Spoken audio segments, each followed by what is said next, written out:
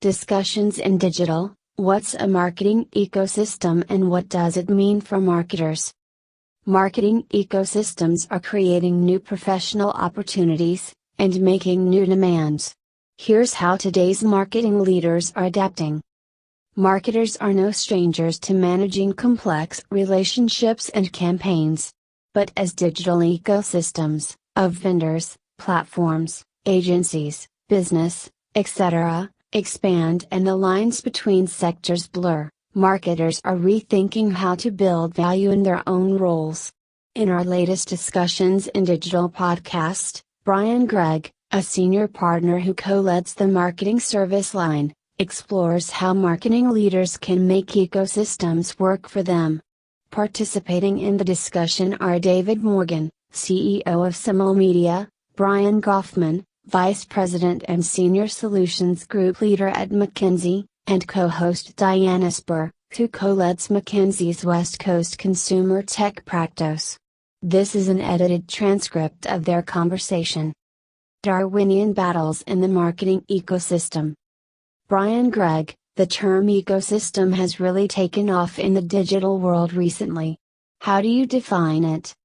David Morgan, for the customer, it's the media companies that intermediate between them and the businesses that want to make contact with them. For marketers, it's typically agencies or contract services that do the intermediation. What's happened in the digital world, where you didn't have established supply chains, are hundreds or thousands of companies in between that are intermediating them. Brian Goffman, for publishers, things have gotten increasingly consolidated. There was an early web where anybody could put up banners and be successful. Then the shift to mobile was a pretty dramatic change. But Facebook, LinkedIn, and eventually others navigated it. Snapchat is kind of a native mobile product. But even when you look at the traffic or the time spent on mobile apps, it's really consolidating, and the big players are only getting bigger. So that part of the ecosystem is truly Darwinian, in that the winners are sitting at the top of the food chain. One ecosystem I'm really interested in, and I think is not yet well understood, is the voice ecosystem in the home. Voice recognition technology was a real sleeper, a kind of call center optimization and cost-cutting move that didn't work very well. But these systems are now truly mind-blowing in what they can do, and the penetration rate and growth rate is off the charts. So you're going to have multiple voice-based ecosystems in your home, and they're each trying, to some extent, to own your home. They're also trying to own the channel into your retail. I think the complexity of that ecosystem, even as a leader of your own individual ecosystem, is incredibly difficult, and that makes a consistent message very, very challenging. That said, the payoff for doing it right is gigantic. The ecosystem of talent, in-house versus external. Dianne Esber, one question we hear a lot concerns the proliferation of players helping different companies navigate ecosystems and address these challenges. In the old days, you had one primary agency or a few partners, but now you're dealing with 50, 70, or 100 different players helping with small pieces of that ecosystem. So you need to decide if that's the optimal setup. And if not, how do you decide strategically who to partner with in the biggest ways, and what to bring in-house? Brian Goffman, I like to think of it as a barbell strategy. The companies you have to work with are evolving into very large players and very small players. The very large players are names like Google, Facebook, and increasingly, Amazon. If you don't work with those companies, whether you're trying to reach consumers or B2B, frankly, you're not going to reach your volume targets. On the other hand, you also need to work with the small players, because they're innovating fast. So I would combine the two. In order to do that, you have to do three things. First, you have to have somebody in charge of technology. Second, and this depends on whether it's B2B or B2C, you have to have some form of operations group, because there are so many systems to run. It could be in IT, but if so, you'd better have a very close partner. The third part is the creative, and I'm a big fan of having creative in-house, and, although it doesn't work with the agency model, a mix of outside and inside creative capabilities can really lead to breakthroughs. David Morgan, if you're going to produce a unique product that carries the essence of your brand and understands your consumer, you actually need to build your own content factory. Once you have the capability to create different types of content, you're going to be watching it, you're going to be optimizing it, and you're going to be changing it faster than you can change product. It will actually lead to customer insights and future product development. Dianne Esber, but I wonder, Brian, why you think there's some strategic advantage to having creative in-house. Many players find it effective to have a small internal team working on a piece of the business, but they find it hard to get big creative strategic moves from their internal team. How have you thought about that battle? Brian Goffman, if you look at the disruptors, they all drove their own creative in their own marketing programs and they were winning that way, at least early on. Once they got really big, maybe that shifted. But in almost every case, they had in-house technology and in-house creative in their marketing programs. Gregg, so what does this agency of the future look like? David Morgan, you're not going to do business with a company that's essentially a merchant bank. You actually want people to take some risk with you, to stay with you for the long haul.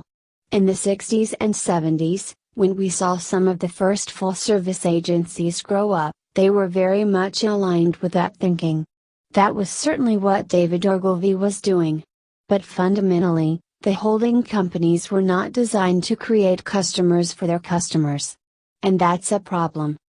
Marketing departments as CEO incubators? Brian Goffman, you're seeing a lot of product technologists coming into marketing and viewing a lot of what they're building as products. That's because, you also have concepts like Agile taking over marketing, and that's the way products get built in an Agile environment. If you look at some of the best companies, like Netflix, which is truly a fantastic marketer and also extremely good at operating its marketing campaigns, you see both amazing creative and also great operations. That doesn't happen without technology. The other thing to bear in mind is that you're actually experimenting with the technology, which gives you the ability to work with startups that are often kind of raw. So you need somebody on your team who can adapt the technology and help them implement it. David Morgan, I think there are two big technology issues. The first is that marketers now need to include technology in their portfolio and operations. We're talking about a different kind of marketer than one who entered the workforce 30 years ago. This is a person that's more like a chief operating officer, a future CEO. This is someone who actually is going to control the product, who makes things and is responsible for their delivery. It's become a position that's more likely to serve as a CEO incubator. You wouldn't have incubated a CEO in marketing 30 years ago, unless you were just a pure marketing company. The second issue is that marketers must untether their technology choices from the enterprise's technology choices, which means there will be some unavoidable outsourcing. Otherwise, they become slaves to the CIO, who's been taught the wrong approach. The next generation of marketing rock stars. Gregg, you're all bringing up this idea of new capabilities and that what got you here might not be what gets you to the next level. But then the question becomes, how do I get the talent? David Morgan, well, I think you have to be honest with yourself and your people first, which means, you are what you are. And you have to decide which people need to remain focused on doing their current jobs, because that's paying the bills. Then you're going to have to decide how you're going to attack the future, and that may have to be done separately. When it comes to attracting talent, everyone always waives the money issue. I'm based in Manhattan, though I've done business in the Valley here for 20 plus years. I've got employees here, employees there, and in other cities, And I find that first and foremost, the great talent comes to work for the problems they get to solve. Gregg, where are the outstanding marketers of the future going to come from? David Morgan, well, I'd say the digital-first companies are creating a whole new breed. 2 or 3 years ago, I would probably have given you a different answer. I'd have said legacy brands that have, quite frankly, immigrant talent with technical degrees. They were incredibly creative. But the digital-first brands are really crushing it. Look at companies like Expedia. Or Home Advisor, which came out of nowhere 4 or 5 years ago and is now focused on acquisition and growth. And now you can't even name the best marketers, because they're not celebrity marketers who go out and speak on the circuit all the time. The super successful marketers of today and tomorrow are actually home doing the business. How many chief operating officers are on the circuit? Goffman, well, one characteristic is they're doers and leaders. So going back to the technology example, they're coders who can also lead a team and be an architect. If you're just one or the other, you're not going to make it as a senior marketer. You have to know some of the nuts and bolts of how these systems work, not just the results, and manage up. I like the idea of the digital natives, but I also think there are amazing people coming out of other places that you wouldn't necessarily expect. I'm a big fan of an operating model that allows smaller teams to innovate in different ways and optimize for effectiveness rather than efficiency. A lot of big companies tend to orient themselves around eliminating people and duplication, which means you can't have a bunch of small teams trying to do similar things. But the reality is it's an ecosystem, and the winner will rise to the top. A lot of the companies that innovate quickly have small teams going after big ideas, and if they see two that are doing well and need to be merged, they merge them. CMO Challenge: Control of the Marketing Scorecard. David Morgan, here's something else I think is really critical. One thing anybody in an existing marketing role knows is that, historically, you had control of insights, analytics, and information about what you did. Your agency never told the CEO or anyone else something before you were told. You had the results of all the campaigns and all the polling. You had all the information other than merchandising, and you had it first. But now we've disconnected that.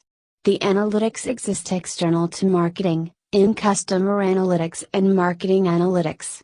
And if there's one thing a marketer should be aware of today, it's that the scorecard on how they're doing is going to be known by everybody else in the organization the moment it happens, and if they don't make sure to see the scorecard at the same time, they'll lose, because in the past, marketers created a metric that was entirely in the vendor's favor.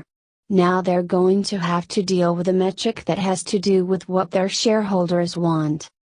About the authors. Dianne Esber co-leads McKinsey's West Coast consumer tech practice in the San Francisco office, where Gregg is a senior partner and co-leader of the marketing service line. Goffman is vice president and senior solutions group leader at McKinsey. David Morgan is the CEO of Similo Media. Source: www.mckinsey.com